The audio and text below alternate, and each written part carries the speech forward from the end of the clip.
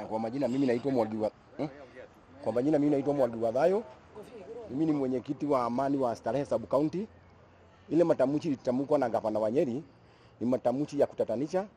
Juu hii Nairobi ama Kenya ni ya watu wote. Sasa ile mtu anafurahia yule mwingine vile amepata tambu, huyo sio kiongozi. Na ile kitu inatasihi viongozi wetu. Ile matamshi mtu anaongea, anafaa achuke matamshi yake sana.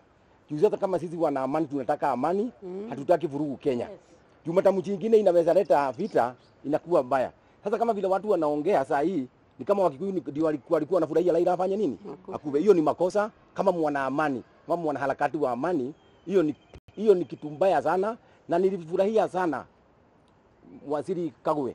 Alimwambia matamshi nyingine ukiongea usiongeange ni kama Wakikuyu wanaongea. You are not a spokesman of Kikuyus.